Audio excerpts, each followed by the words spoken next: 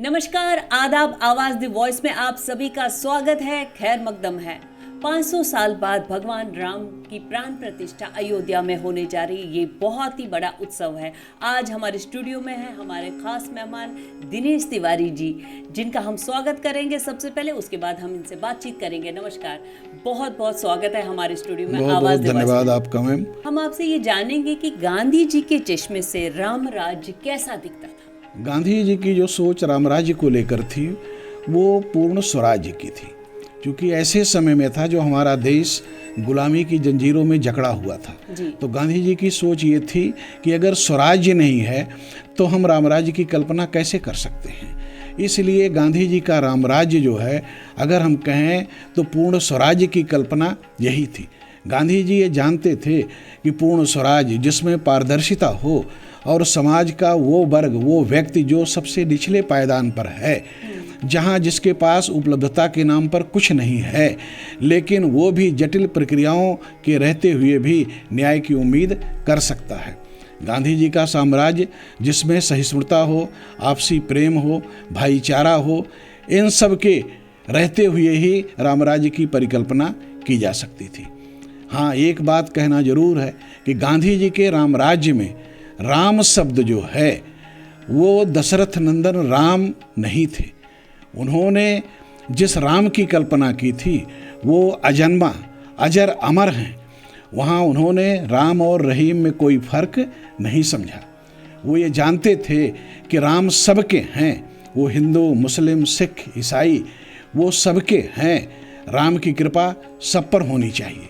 गांधी जी अपनी प्रार्थना सभाओं में भी प्रायः इस बात का जिक्र करते थे कि राम जो हैं वो जन कल्याणकारी हैं।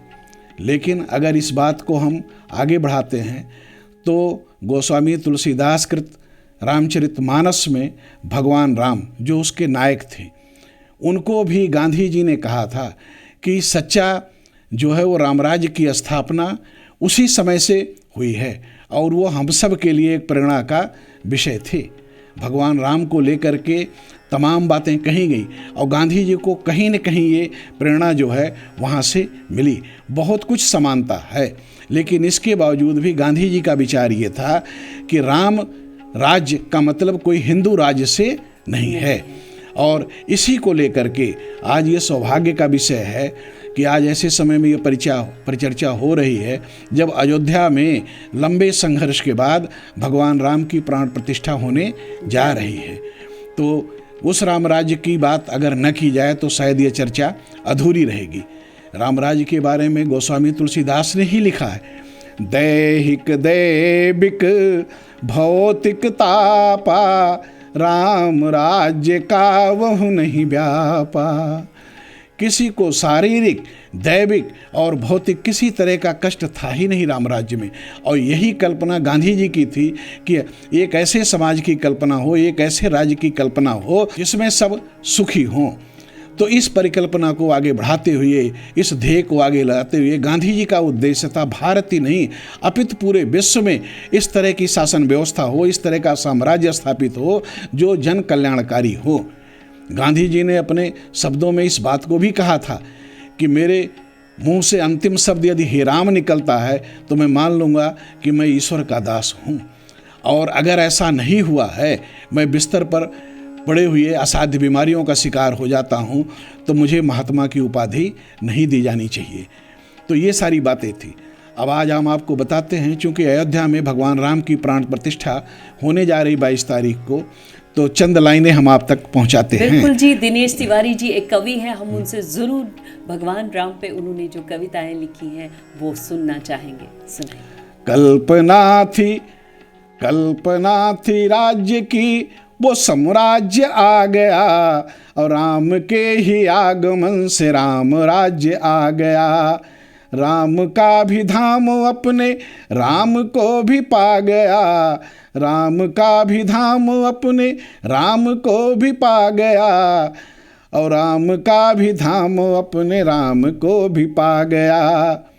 कीर्ति राम की थी जो सबके मन में छा गई, और राम नाम की छटा भी सबके मन में छा गई।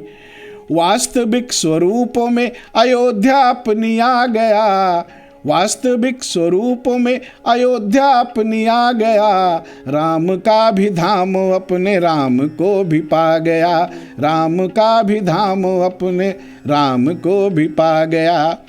आज जब हम देखते हैं राजनीति में लोग सत्ता के लिए संघर्ष करते हैं, और एक राम के भाई भरत थे जिन्होंने राजपाट की कोई अभिलाषा ही नहीं थी, उसके पर भी चंद लाइनें आप सुने।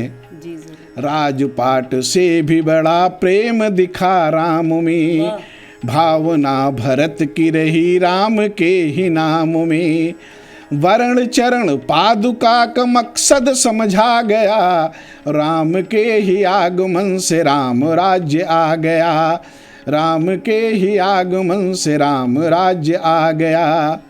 हमारा देश जब गुलामी की जंजीरों में जकड़ा हुआ था, उससे मुक्ति पाना बड़ा असंभव था, लेकिन गांधी जी के अहिंसा, असहयोग, ये ऐसे अस्त्र थे जिनसे सब कुछ संभव हो पाया।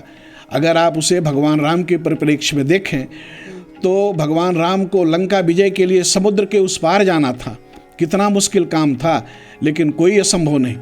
आप सुने, राम से तो राम की भी जीत का ही लीक है, राम से तो राम की ही जीत का ही लीक है, और मुश्किलों के दौर में ये धैर्य का प्रतीक है, कुछ नहीं असंभव ये भी हमें सिखा गया, राम के ही आगमन से राम राज्य आ गया, राम के ही आगमन से राम राज्य आ गया।